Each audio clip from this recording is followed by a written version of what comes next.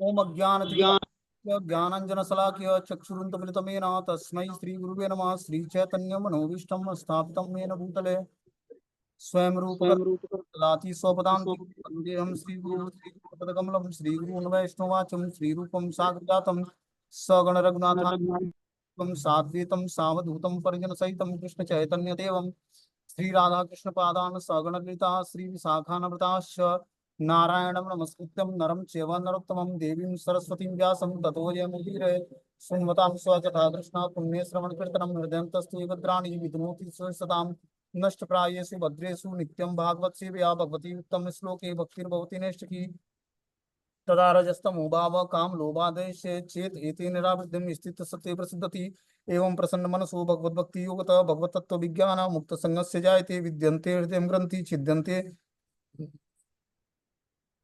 सर्वसंशयं क्षीयन्ते चास्य कर्माणि दृष्ट्वा एवात्मनीश्वरे मुखं करोति वाचालं पंगुं लंघयते गिरिं यत्कृपातमहं वन्दे परमानन्दमाधवं प्रह्लाद नारद पराशर पुण्डरीकं व्यासम् अम्बरीश सुख सौनक विस्मदालभ्यां रुक्मांग अर्जुन वसिष्ठं विभीषणादीनं पुण्यानि नामानि परं भागवत स्मरामि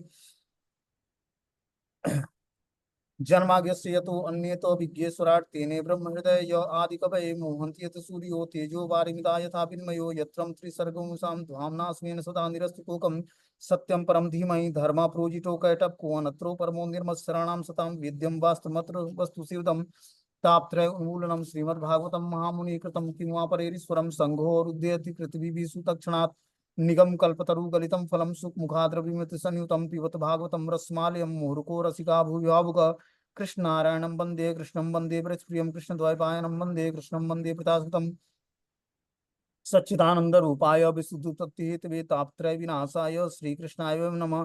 संसार सागरे मग्नं दीनं मा करुणानिधि कर्मग्राहकृतांगं मामुद्ध भवाड्वा श्रीमद्भागवतम् आख्यानं प्रत्यक्षं कृष्णैः स्वीकृतोऽस्मयानाथं मुक्तार्थो भवसागरे मनोरथो मदीयो सकलं सुखदाते निर्विघ्नेन कर्तव्यं दासोऽहं तं केशवम् सुखरूपं प्रबोधज्ञं सर्वशास्त्रं विशारदम् एतत् कथा प्रकाशेन मद्ज्ञानाविनाशे भवे भवे यथा भक्ति पादयोस्तव जायते तथा कृष्ये देवस्य नाथस्तु नो यतं प्रभु नाम संकीर्तनं यस्य सर्वपापप्रणाशनं प्रणामो दुःखशमनं तन्नमामि हरिपरम् आराध्यो भगवान् ब्रजेश तनया तद्धाम वृंदावनम रम्या काचित् उपासना ब्रजपतु वर्गेण या कल्पिता श्रीमद्भागवतं प्रमाण अमलं प्रेमोपमार्थो महान् श्री चैतन्य महाप्रभु मदमिदं तत्रादरो नापरः कृष्णाय वासुदेवाय हरे परमात्मने प्रणतक्लेशनाशाय गोविन्दाय नमो नमः वासुदेवसुतं देवं कंसचारूणमर्दनं देवकी परमानन्दं कृष्णं वन्दे जगद्गुरुं हे कृष्ण करुणा सिंधु बंधु जगतपते गोपेश गोपिका कांत राधा कांत नमस्ते सत्य कांचन गौरांगे श्री राधे वृंदावनेश्वरी कुष्मानुसुते देवी प्रणमामि हरिप्रिये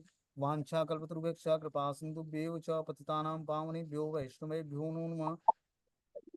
जय श्री कृष्ण चैतन्य प्रभु नित्यानंद श्री अद्वैत गदाधर श्रीवासादि श्री गौर भक्तवृंदा हरे कृष्ण कृष्ण कृष्ण हरे हरे हरे राम राम राम हरे हरे। तो जैसा हम लोगों ने कल पढ़ा था स्टोरी में कि यमुना के जल में एक कुंड होता है, सरोवर होता है, उसमें कालिया नाग रहता है, ठीक है ना। नाग ने क्या किया, अपने विष के प्रभाव से पूरे उस सरोवर को दूषित कर रखा था। उसके आसपास जो है ग्वाल बालों को प्यास लगा, तो ग्वाल बाले अपने प्यास बुझाने के लिए उस सरोवर के पास जाते हैं। उसमें जल पीते ही अचेत हो जाते हैं, और सारे गायें भी जल पीती हैं गर्मी में, और फिर वो भी अचेत हो जाती हैं। जब बछड़े और गाय अचेत हो जाते हैं तो कृष्ण जान गए कि ये किस कारण से हो रहा है। यहाँ तक कि जल इतना विषैला था कि सूर्य की रोशनी पड़ने से जो वाष्प बनता है, और ऊपर जो पक्षी उड़ते हैं, वो भी उस वाष्प के प्रभाव से, जहरीले वाष्प के प्रभाव से जल में गिर जाते, बेहोश होकर और मर जाते। इतना विषैला जल हो गया था। किस कारण से? कालिया नाग के रहने के कारण। तो सर्प स्वभाव से ईर्ष्यालु होता है। जब हम इस कालिया नाग के इस स्टोरी को सुनेंगे तो ईर्ष्या और द्वेष जैसे रोग से हम मुक्त हो जाएंगे। ये सुखदेव गोस्वामी का कहना है, ठीक है ना। तो कालिया नाग का वध करने के लिए भगवान क्या करते हैं, कदम के वृक्ष पर चढ़ते हैं और अपने कमर को टाइट कपड़े से बांधते हैं, और हाथों पे ताल ठोकते हैं भगवान, और जल में कूद जाते हैं। जल में कूदकर नीचे गोता लगाते हैं, क्योंकि वो सरोवर के निचले भाग में जाकर सोता था अपनी पत्नियों के साथ, कालिया। अब भगवान गोते लगाते हैं, जाकर उस जल में जो है आवाज करते हैं, हाथों से हवा मतलब जल को हिलोड़ते हैं, उससे आवाज होती है। अब जो आवाज सुनकर कालिया को लगा कि कोई मेरा शत्रु जल में आ गया, वो जल से बाहर निकलता है, देखता है भगवान को पीले वस्त्र धारण किए, सर पर मोर मुकुट धारण किए, हाथों में बांसुरी। तो क्या करता है, धीरे धीरे जो है कृष्ण को घायल करने का प्रयास करता है। पहले क्या करता है, अपने उसके 100 मुक्ते भगवान की चेस्ट पर डस लेता है, और जहर निकलने लगता है। साथ में क्या करता है, पूरे कुंडली में भगवान को लपेट लेता है, पूरे शरीर भगवान के शरीर को अपने पूरे शरीर से लपेट देता है। सांप अपने शत्रुओं को जब मारना होता है, तो कुछ सांप ऐसे होते हैं जैसे अजगर या इस तरह के जानवर जो सर्प जो होते हैं, वो क्या करते हैं कि अपने शत्रु को लपेट लेते हैं और अपना शरीर इतना टाइट कर देते हैं कि वो टाइट होकर मर जाता है। सर्प टाइट करके अपना शरीर जो है मार देता है। तो सर्प ने क्या किया, कालिया ने क्या किया, भगवान कृष्ण के शरीर को लपेट लिया और लपेट कर अपना शरीर जो है टाइट करने लगा।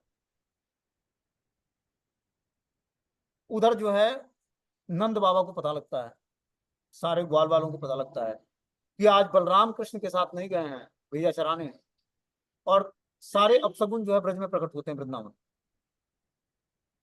ठीक है ना। आकाश से उल्काएं गिरने लगती हैं, पृथ्वी पर अशुभ घटनाएं होने लगती हैं। इस तरह के बहुत सारे अपशगुन देखकर नंद बाबा को लगा कि आज निश्चित रूप से कृष्ण पर कोई मृत्यु का अशुभ संकेत आने वाला है। सारे ग्वाल वाल भी बहुत चिंतित हो गए हैं, और सब जो है क्या करते हैं कि भागे भागे और खोजते खोजते जो है भगवान के पद चिन्हों का, फुट स्टेप का जो है अनुकरण करते हुए, क्योंकि भगवान यमुना के किनारे से ही होकर गए थे, तो भगवान जिस रास्ते से जाते उस रास्ते पर जो है भगवान के चरण चिन्हों का छाप पड़ जाता। तो सारे ग्वाल बाल और नंद बाबा यशोदा मैया उस भगवान के चरण चिन्हों का अनुसरण करते हुए, गायों के खुरों का अनुसरण करते हुए, और यमुना के किनारे किनारे आती हैं, सारे आते हैं ब्रजवासी। देखते हैं कि कृष्ण को कालिया नाग ने अपने फनों में लपेट रखा है, और कृष्ण को दबाया जा रहा है अपने फनों से, मतलब अपने पूरे शरीर से, और कृष्ण कुछ कर नहीं पा रहे हैं।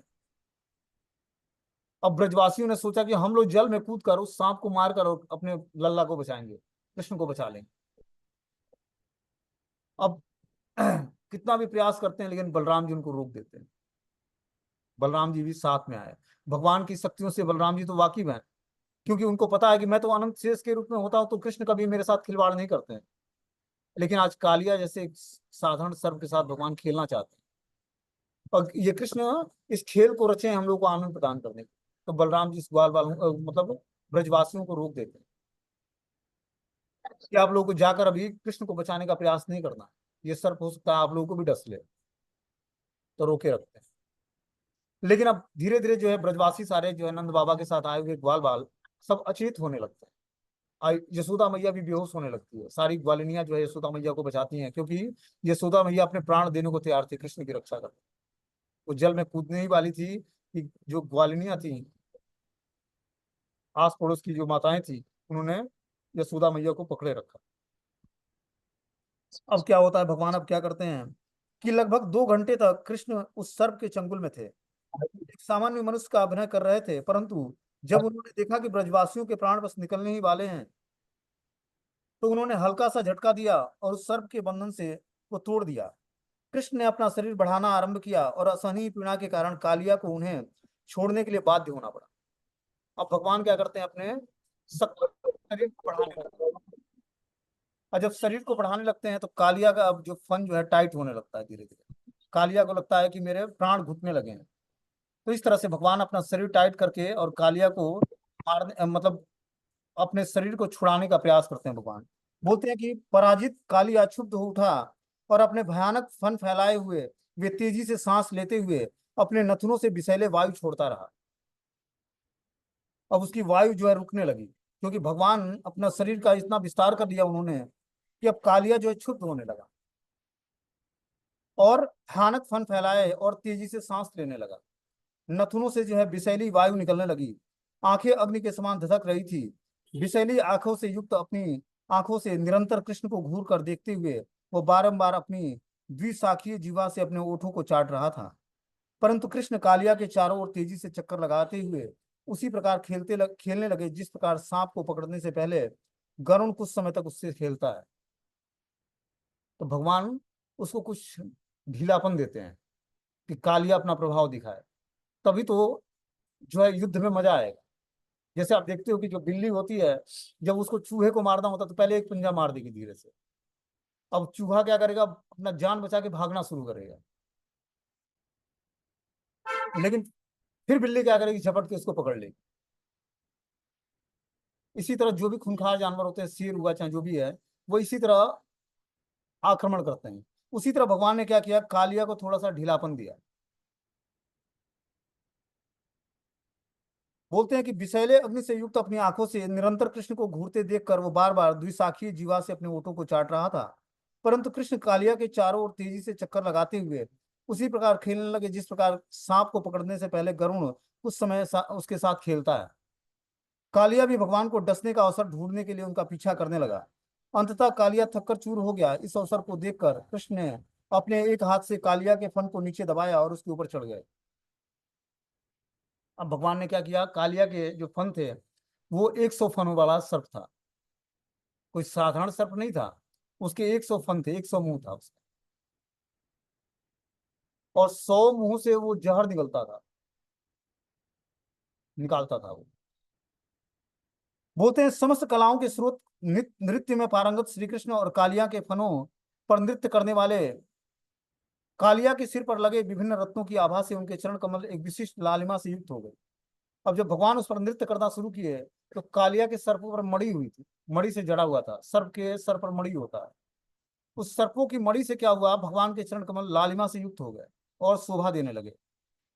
जब स्वर्ग की निवासियों जैसे गंधर्वों, सिद्धों, महर्षियों, चारणों और देवताओं की पत्नियों ने भगवान की नृत्य कला के उस अद्भुत प्रदर्शन को देखा तो वे तुरंत नीचे आ गए। अत्यंत हर्षित होकर वे भगवान की स्तुति करने लगे और उनके इस नृत्य को और रंगारंग बनाने के लिए विभिन्न वाद्य यंत्र बजने लगे। तो सारे देवताओं की पत्नियां, सिद्ध, गंधर्व, महर्षि, चारण, देवता, विद्याधर, ये सब नृत्य नृत्य कला में निपुण होते हैं, ये अद्भुत प्रदर्शन करने लगे और भगवान के सामने सुंदर गान गाने लगे, सुंदर जो है वाद्य यंत्र बजने लगे। कालिया के 101 प्रमुख फन थे, और जैसे ही कोई फन थोड़ा ऊपर उठता, कृष्ण अपने चरण कमलों की तीव्र आघात से उसे दबा देते। तो भगवान ऐसे नृत्य करते कि कालिया का फन एक भी उठ ना पाए। एक फन भी उठता तो भगवान उस पर अपने चरण कमल रखते और फिर उसको दबा देते। कालिया अपने समक्ष साक्षात नृत्य को देखने लगा। उसके सिर सिर चकराने लगे और असहनीय पीड़ा से वो अपने सारे मुखों और नथुनों से विष की उल्टी करने लगा। एक दृश्य से वो विष नहीं अपितु अपने पापों की उल्टी करके उसे कम कर रहा था। आंखों से ही विष उगलते हुए कालिया के अंदर अब अपने फनों को उठाने का कभी भी साहस नहीं रहा। बीच बीच में जब वो अपने कोई फन उठाता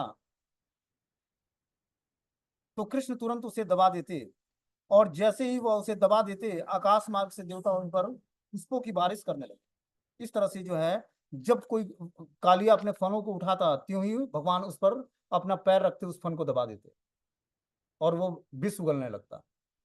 ये लीलाओं को देखकर भगवान के आकाश मार्ग से देवता भगवान पर पुष्प वर्षा करने लगे। अब बताते हैं आगे कि सुखदेव गोस्वामी, सचित्रता तांडव विरुग्न फणा सहस्रसो रक्तम मुखे रुरुह बम बम नृप भग्न गात्रम स्मृत्वा चराचरम गुरु पुरुषम पुराणम नारायणम तमरणम मनसा जगामम। बोलते हैं कि कृष्ण के प्रबल नृत्य से ने कालिया के 1000 फनों को विदीर्ण कर दिया। प्रचुर मात्रा में रक्त बमन करते हुए अंततः उसे समझ आने लगा कि कृष्ण ही आदि भगवान नारायण है। कालिया के 1000 फन थे जिसमें से 101 फन प्रमुख थे। बोलते हैं जब उसने भगवान श्री कृष्ण ने जब प्रचुर मात्रा में वो रक्त गमन करने लगा तो तब उसको पता लगा कि कृष्ण ही आदि भगवान श्री नारायण है। मन ही मन वो भगवान के चरण कमलों में का आश्रय लिया। कालिया की पत्नी भगवान की महान भक्त थी। वे अक्सर कालिया से श्री कृष्ण के शरण लेने का आग्रह करती थी। मृत्यु के कगार पर पहुंचकर कालिया को उनके सदुपदेश स्मरण होने लगे। कालिया की गरुण से पुरानी शत्रुता थी, परंतु वह समझ गया कि आज उसका प्रतिद्वंदी गरुड़ से भी हजारों गुना अधिक शक्तिशाली है, और वह इसलिए वह स्वयं भगवान के अतिरिक्त अन्य कोई नहीं हो सकता है। तो कालिया को ये रियलाइज हो गया, जब भगवान ने इस तरह उसके फनों पर नृत्य किया, तब उसको रियलाइज हुआ कि यही पूर्ण पुरुषोत्तम भगवान है। क्यों? क्योंकि भगवान के चरण कमलों के टच मात्र से उसके सारे पाप उसके मुंह के द्वारा निकल गया था। विष के विष भी निकल गया और सारे पाप भी मुंह के रास्ते निकल गए, क्योंकि भगवान के श्री चरण कमलों के स्पर्श मात्र से। अब इस तरह से कालिया का हृदय पवित्र हो गया और अपने स्त्रियों का चिंतन करने लगा। स्त्रियां बार बार कहती थी कि तू कृष्ण की शरण ग्रहण कर ले, लेकिन कालिया पापों के कारण भगवान की शरण नहीं ग्रहण किया। इसी तरह हम भी जो है, ईर्ष्या द्वेष की जैसी बीमारियां जो हैं, जो ईर्ष्या द्वेष का जो हमारे अंदर पाप है, वो जब तक निकलेगा नहीं तब तक हम भगवान की शरण ग्रहण नहीं करेंगे। ठीक है ना?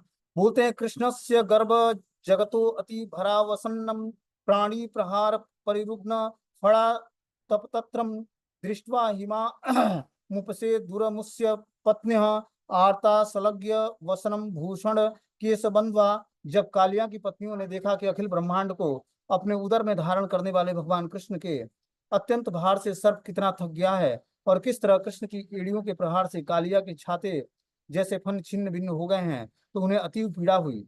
तब अपने वस्त्र आभूषण और केश बिखराए हुए वे आदि भगवान के निकट आ पहुंचे। जब कालिया की पत्नियों ने देखा कि कृष्ण के चरण कमलों की मार खा खा कर जो है इसकी बुरी स्थिति हो गई है, कृष्ण की एड़ियों के प्रहार से कालिया के छाती जैसे फन छिन्न भिन्न हो गए हैं, तो उन्हें अति पीड़ा अनुभव हुई उनकी पत्नियों को। और वो अपने वस्त्र आभूषण और केश बिखराए हुए आदि भगवान नारायण की शरण ग्रहण करती हैं।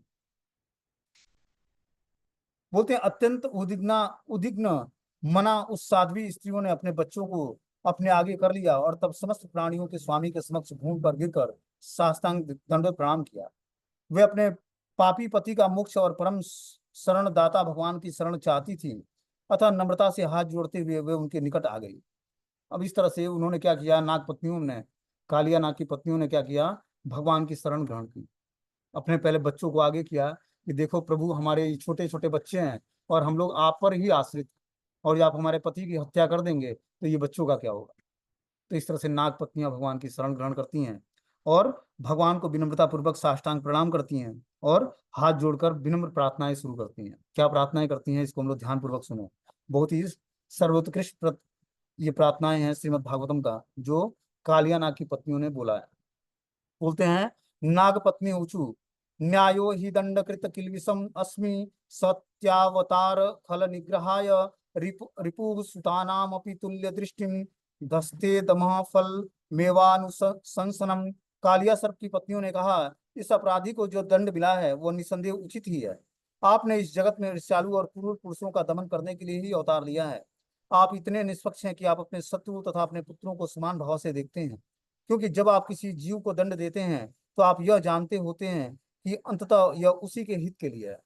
तो कालिया नाग की पत्नियों ने बोला कि हे प्रभु, आपका अवतार इस जगत में ईर्ष्यालु और क्रूर व्यक्तियों को दमन करने के लिए ही अवतार हुआ है आपका। आप निष्पक्ष भाव से शत्रु और मित्र में कोई भेदभाव नहीं करते हैं। जो भी आप करते हैं, किसी मित्रवत व्यवहार करने वाले भक्त को आप प्रेम देते हैं और किसी शत्रुत व्यवहार करने वाले व्यक्ति को आप प्रताड़ित करते हैं, दोनों में उस जीवात्मा का ही कल्याण छिपा होता है। आगे बताती हैं, अनुग्रहो अयम भवतम कृतो हिनो दंडो अस्ताम ते खलु कल्मषापहम यदृश्य सुख त्व ममुष्यदे हिराम क्रोधप्यपि ते अनुग्रह एव सम्मतम। आपने जो कुछ यहाँ किया है वह वास्तव में हम पर अनुग्रह किया है, क्योंकि आप दुष्टों को जो दंड देते हैं वह निश्चित रूप से उनके कलमश को दूर कर देता है। क्योंकि यह बद्ध जीव हमारा पति इतना पापी है कि इसने सर्प का शरीर धारण किया है, अतः उसके प्रति आपका यह क्रोध, उसके प्रति आपकी कृपा ही समझी जानी चाहिए। उन्होंने बोला कि हमारा यह पति जो है बहुत ही दुष्ट विचार का था और बहुत ही द्वेषी था, लेकिन आपने इस पर कृपा करके इसके कलमश को दूर किया है। ये हमारा पति जो है बद्ध जीव था और ये पापी व्यक्ति था, आप इसीलिए इसको सर्प का शरीर धारण करना पड़ा था। अतः उसके प्रति आपका यह क्रोध, उसके प्रति आपकी कृपा ही समझनी चाहिए।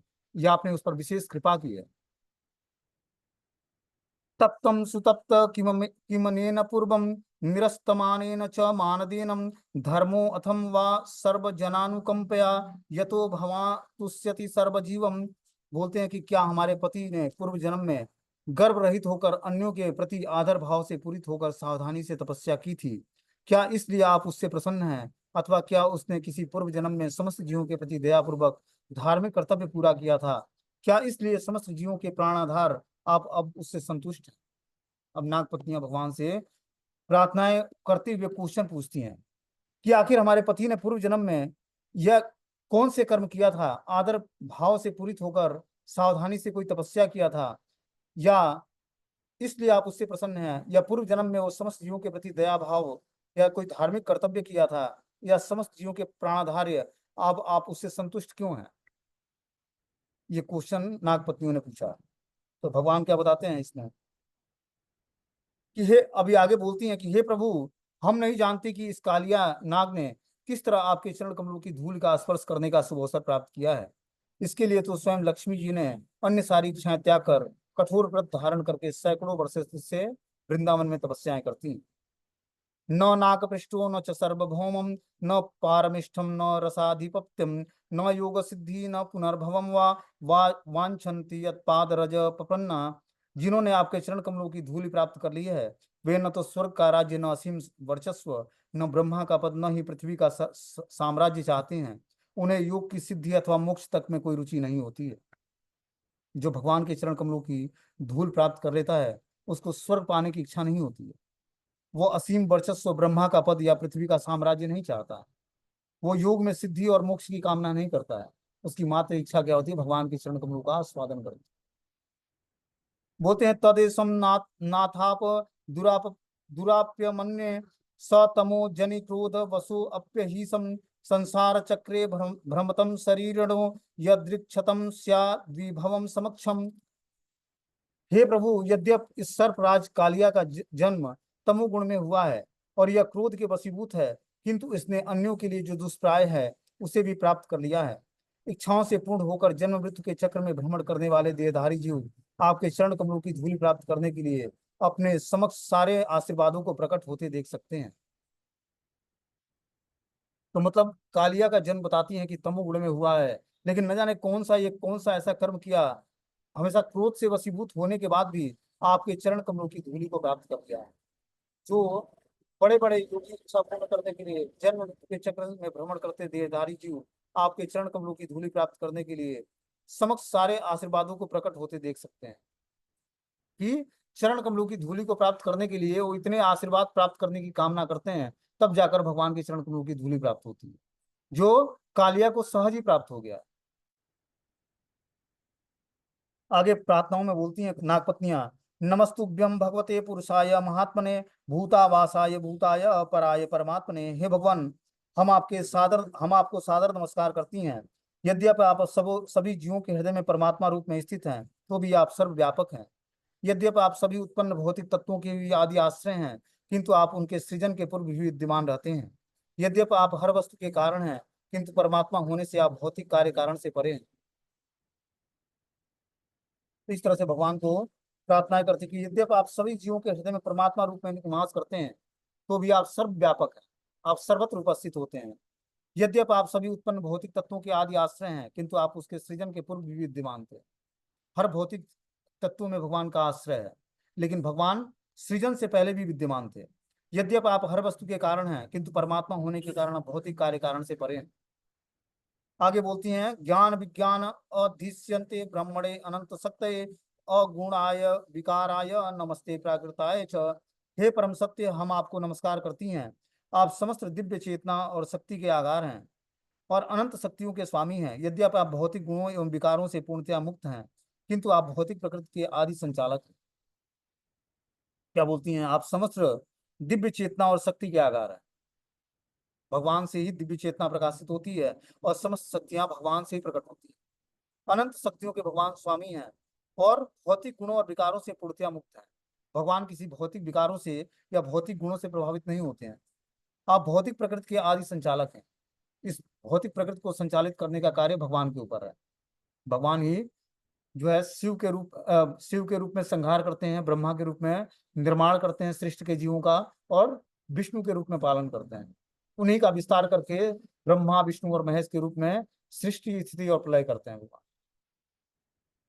बोलते हैं, कालाय कालनाभाय कालावय साक्षिणे विश्वाय तद्रूप दृष्टे तत्कत्रे विश्व हेतवे। हम आपको नमस्कार करती हैं, आप साक्षात काल, काल के आश्रय और काल की विभिन्न अवस्थाओं के साक्षी हैं। आप ब्रह्मांड हैं और इसके पृथक दृष्टा भी हैं। आप इसके सृष्टा और इसके समस्त कारणों के कारण हैं। मतलब बताती हैं कि आप ही साक्षात काल रूप में कार्य करते हैं, आप ही आश्रय हैं और काल की विभिन्न अवस्थाओं के साक्षी भी हैं। आप ब्रह्मांड हैं और पृथक दृष्टा भी हैं। मतलब आप ब्रह्मांड का निर्माण भी करते हैं और निर्माण करते हुए भी आप पृथक दृष्टा हैं। मतलब ब्रह्मांड के किसी भी कार्य से लिप्त नहीं होते। आप समस्त कारणों के कारण हैं। आगे बता रहे हैं कि आप भौतिक तत्वों की अनुभूति के सूक्ष्म आधार हैं। इंद्रियों और प्राण वायु तथा मन बुद्धि और चेतना के परमात्मा हैं। हम आपको नमस्कार करती हैं। आपकी ही व्यवस्था के फलस्वरूप सूक्ष्मतम चिन्मय आत्माएं प्रकृति के तीन गुणों के रूप में अपनी झूठी पहचान बनाती हैं। फलस्वरूप उनकी स्व की अनुभूति प्रत्यक्ष हो जाती है। हे अनंत भगवान, हे परम सूक्ष्म और सर्वज्ञ भगवान, हम आपको प्रणाम करती हैं, जो सदैव अस्थायी दिव्यता में विद्यमान रहते हैं, विभिन्न वादों के विरोधी विचारों को स्वीकृति देते हैं और व्यक्त विचारों तथा उनको व्यक्त करने वाले शब्दों को प्रोत्साहन देने वाली शक्ति हैं। आगे बोलते हैं नागपत्नियां, नम प्रमाण मूलाय कवये शास्त्र योनये प्रवृत्ताय निवृत्ताय निगमाय नमो नमः। समस्त प्रमाणों के आधार, शास्त्रों के प्रणेता तथा परम स्रोत, इंद्रिय तृप्ति को प्रोत्साहित करने वाले और भौतिक जगत के विराग उत्पन्न करने वाले, वैदिक साहित्य में अपने को प्रकट करने वाले, मैं आपको बारंबार नमस्कार करती हूँ। बोलते हैं नमो कृष्ण रामाय वासुदेव सुताय च प्रद्युम्नाय अनिरुद्धाय सात्वताम पतये नमः। हे वसुदेव के पुत्र भगवान श्री कृष्ण, भगवान राम को और भगवान प्रद्युम्न और भगवान अनिरुद्ध को सादर नमस्कार करती हूँ। हम विष्णु के समस्त संत सदृश भक्तों के स्वामी भगवान श्री कृष्ण को सादर नमस्कार करती हूँ। नमो गुण प्रदीपाय गुण आत्म आच्छदनाय च गुणवृत्त्यपलक्षाय गुण दृष्टे स्व संविदे। नाना प्रकार के भौतिक और आध्यात्मिक गुणों को प्रकट करने वाले हे भगवान, मैं आपको नमस्कार हम आपको नमस्कार करते हैं। आप अपने को भौतिक गुणों से छिपा लेते हैं, किंतु अंततः उन भौतिक गुणों के अंतर्गत हो रहे कार्य आपके अस्तित्व को प्रकट कर देते हैं। आप साक्षी रूप में भौतिक गुणों से पृथक रहते हैं और एकमात्र अपने भक्तों द्वारा भली भांति किए हैं।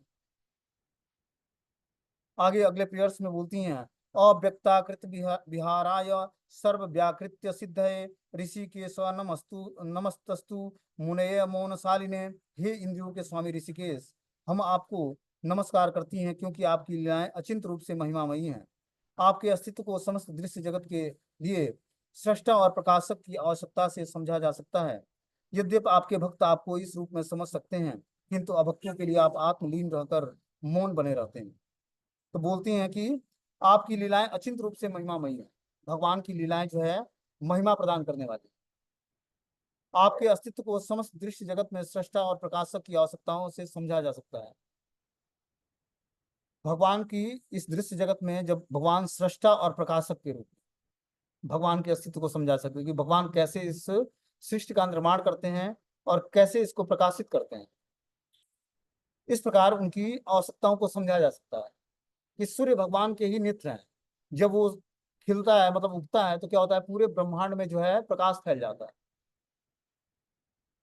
और भगवान को जब क्रिएशन करना होता है तो अपनी श्वास से वायु निकालते हैं, उसी श्वास से सारा ब्रह्मांड प्रकट होता है। और श्वास खींचने पर सारा ब्रह्मांड जो है फिर भगवान में समाहित हो जाता है। तो इसलिए बता रही हैं नागपत्नियां, यद्यपि आपके भक्त आपको इस रूप में समझ सकते हैं, किंतु अभक्तों के लिए आप आत्मलीन रह सकने के लिए मौन बने रहते हैं। जो अभक्त है वो भगवान की इस लीला कथाओं को नहीं समझ सकता है। बोलते हैं कि उत्तम तथा अधम समस्त वस्तुओं के गंतव्य को जानने वाले और समस्त जगत के अध्यक्ष नियंता, मैं आपको नमस्कार करती हूँ। आप इस ब्रह्मांड की सृष्टि से पृथक हैं, फिर भी आप वो मूलाधार हैं जिस पर भौतिक सृष्टि की माया का विकास होता है। आप इस माया के साक्षी भी हैं। निसंदेह आप अखिल जगत के मूल कारण हैं। हे सर्वशक्तिमान प्रभु, यद्यपि आप भौतिक कर्म में फंसने का कोई कारण नहीं है, फिर भी आप इस ब्रह्मांड के सृजन पालन और संहार की व्यवस्था करने के लिए अपने शाश्वत काल शक्ति के माध्यम से कर्म करते हैं। इसे आप सृजन के पूर्व सुप्त पड़े प्रकृति के प्रत्येक गुण के विशिष्ट कार्य को जागृत करने में संपन्न करते हैं। ब्रह्मांड नियंता इन सारे कार्य को आप खेल खेल में केवल अपनी अचिंत चितवन से पूर्णतया संपन्न कर देते हैं। तो भगवान ही पालन, संहार और सृष्टि का निर्माण करते हैं। अपनी अलग अलग शक्तियों के माध्यम से। जैसे हमने बताया कि सृजन और पालन और संहार का कार्य भगवान कृष्ण ही अपना विस्तार करके विष्णु फॉर्म में, और विष्णु अपना विस्तार करके ब्रह्मा विष्णु और महेश का रूप धारण करते हैं। स्वयं विष्णु की नाभि से कमल निकलता है, उस पर ब्रह्मा जी का प्राकट्य होता है, और ब्रह्मा जी के भ्रिकुटी से भगवान रुद्र की उत्पत्ति होती है। रुद्र क्रोध में आकर सारे सृष्टि का विनाश कर देते हैं। तो ये तीनों तत्व जो है भगवान के ही शरीर से प्रकट होते हैं। स्वयं विष्णु पालन करते हैं, और ब्रह्मा जी भगवान की नाभि के कमल से प्रकट होते हैं, और ब्रह्मा जी के भ्रिकुटी से भगवान शिव की उत्पत्ति होती है रुद्र रूप में, और सृष्टि स्थिति और प्रलय करते हैं। अगले श्लोक में बताती हैं कि हे तीनों लोकों के से लोक भर में सारे भौतिक शरीर जो सतोगुणी होने के कारण शांत हैं, जो रजोगुणी होने के कारण विक्षुब्ध हैं, और जो तमोगुण होने के कारण मूर्ख हैं, आप ही की सृष्टियां हैं। तो भी जिनके शरीर सतोगुण हैं वे आपको विशेष रूप से प्रिय हैं, और उन्हीं के पालन हेतु, उन्हीं के धर्म की रक्षा करने के लिए आप इस पृथ्वी पर विद्यमान हैं। तो जो व्यक्ति सतोगुण मतलब शुद्ध सत्व के प्लेटफॉर्म पर स्थित होता है और भगवान की भक्ति से जुड़ा होता है, उसी को भगवान पालन करने के लिए और धर्म की रक्षा करने के लिए इस पृथ्वी पर विद्यमान रहते हैं। आगे बताती हैं, अपराधम स्वकृतम भर्त्रारम सोदव्यम स्वप्रजाकृतम संतु मरसी शांताय मूढ़स्य तो मात्म जानंतम। स्वामी को चाहिए कि अपनी संतान या प्रजा द्वारा किए गए अपराध को कम से कम एक बार तो सह ले। इसलिए हे परम शांत आत्मन, आप हमारे इस मूर्ख पति को क्षमा कर दें, जो यह नहीं समझ पाया कि आप कौन हैं। हे भगवान, आप हम पर कृपालु हो जाएं। साधु पुरुष को हम जैसी स्त्रियों पर दया करना उचित है। यह सर्प आपका प्राण त्यागने आप यह सर्प अपना प्राण त्यागने ही वाला है। कृपया हमारे जीवन और आत्मा रूपी हमारे पति को हमें वापस दे दें। अब कृपया करके अपनी दासियों को बताएं कि हम क्या करें। यह निश्चित है कि जो भी आपकी आज्ञाओं का श्रद्धा पूर्वक पालन करता है वह स्वतः सारे भय से मुक्त हो जाता है। इस पर श्री सुखदेव गोस्वामी कहते हैं, इत्थम स नागपत्नी भी भगवान संभिष्ट भिष्टतुम मूर्छितम भग्न शीर्षम विसृज्याम कुट्टने। सुखदेव गोस्वामी ने कहा, इस तरह नागपत्नियों द्वारा प्रशंसित भगवान ने उस कालिया सर्प को छोड़ दिया जो मूर्छित होकर गिर चुका था, जिसके सिर भगवान के चरण कमलों के प्रहार से छत विछत हो चुके थे। धीरे धीरे कालिया को अपने जीवनी शक्ति और इंद्रियों की क्रियाशीलता प्राप्त हो गई। तब वो कष्ट पूर्वक जोर जोर से श्वास लेते हुए बेचारे सर्प ने विनीत भाव से भगवान कृष्ण को संबोधित किया। अब कालिया क्या भगवान को बोलता है, वयम खलाम सहोपत्या तमसाम दीर्घमन्यवम स्वभावो दुस्त्यजो नाथम लोकानाम यद सद्ग्रहा। कालिया नाग ने कहा, सर्प के रूप में जन्म से ही हम ईर्ष्यालु अज्ञानी और निरंतर क्रुद्ध बने रहते हैं। हे नाथ, मनुष्य के लिए अपना बद्ध स्वभाव जिससे वे असत्य ही अपनी पहचान करते हैं छोड़ पाना अत्यंत कठिन है। हे परम विधाता, आप ही भौतिक गुणों की विविध विविध व्यवस्थाओं से निर्मित इस ब्रह्मांड के बनाने वाले हैं। इस प्रकृति में आप नाना प्रकार के व्यक्तित्व और योनियां, नाना प्रकार की इंद्रिय और शारीरिक शक्तियों तथा भांति भांति की मनोवृत्तियों एवं आकृतियों वाले माता पिताओं को प्रकट करते हैं। वयम च तत्र भगवान सर्पा जात्युन्मन्वयम कथम त्वाज्यमस्त्वया माया दुस्त्यज्या मोहिताम स्वयं। हे भगवान, आपकी भौतिक सृष्टि में जितनी भी योनियां हैं उनमें से हम सर्पगण स्वभाव से सदैव क्रोधी हैं। इस तरह आपकी दुस्त्यज्य माया शक्ति से मुग्ध होकर भला हम उस स्वभाव को अपने आप कैसे त्याग सकते हैं। भवानी ही कारणम तत्रम सर्वज्ञो जगदीश्वरम अनुग्रह निग्रहम वाय मन्यसे तदी ध्येहिनम। हे ईश्वर, ब्रह्मांड के सर्वज्ञ भगवान होने के कारण आप मुंह से छूटने के वास्तविक कारण है। कृपया करके आप जो भी उचित समझे हमारे लिए व्यवस्था करें, चाहे हम पर कृपा करें या हमें दंड दें। इस तरह से कालिया नाग ने भगवान से प्रार्थना की। अब इस पर सुखदेव गोस्वामी बताते हैं कि कालिया के शब्द को सुनकर मनुष्यों की भूमिका संपन्न करने वाले भगवान ने उत्तर दिया कि हे सर्प, अब तुम और अधिक मत यहाँ रुको। तुरंत ही अपने बच्चों, पत्नियों, अन्य मित्रों और संबंधियों समेत समुद्र में लौट जाओ। अब उस नदी को गौओं तथा मनुष्यों द्वारा भोगी जाने दो। तो इस तरह से भगवान ने बोला कि तुम इस यमुना नदी को छोड़कर और समुद्र में चले जाओ, समुद्र में अपने पत्नी और बच्चों के साथ स्थान लो। यदि कोई व्यक्ति तुम्हें दिए गए मेरे इस आदेश का वृंदावन छोड़कर समुद्र में जाने का स्मरण करता है और प्रातः तथा संध्या समय इस कथा का वाचन करता है, वह तुमसे कभी भयभीत नहीं होगा। ठीक है ना। ये भगवान वचन देते हैं। यदि कोई व्यक्ति मेरी घृणा के इस स्थल पर स्नान करता है और इस सरोवर का जल देवताओं तथा अन्य पूज्य पुरुषों को अर्पित करता है, अथवा यदि कोई उपवास करता है और मेरी पूजा करता है, मेरा स्मरण करता है तो समस्त पापों से अवश्य छूट जाएगा। तो कालिया दह जो है, वहां पर जो कोई व्यक्ति स्नान करता है उस सरोवर में, उस जल से देवताओं का तर्पण करता है, पूज्य पुरुषों को अर्पित करता है, जैसे पितरों को या देवताओं को या ऋषियों को, और उपवास करता है और मेरी पूजा करता है, मेरा स्मरण करता है, वो समस्त पापों से अवश्य छूट जाएगा। तुम गरुड़ के भय से रमणक द्वीप छोड़कर इस सरोवर में शरण लेने आए थे, किंतु अब तुम्हारे ऊपर मेरे चरण चिन्ह अंकित होने से गरुड़ तुम्हें खाने का प्रयास भी कभी नहीं करेगा। अब इस पर जो है, इस तरह भगवान ने उसको आशीर्वाद दिया और बोला कि तुम जाकर समुद्र में स्थान लो।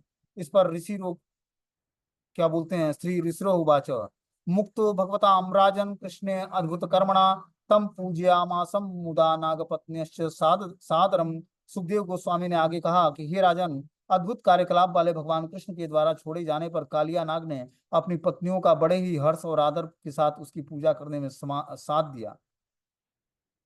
कालिया ने सुंदर वस्त्र, मालाएं, मड़ियां और अन्य मूल्यवान आभूषण, दिव्य सुगंधी लेप और कमल पुष्पों से बड़ी मालाएं भेंट करते हुए जगत के स्वामी भगवान कृष्ण की पूजा की।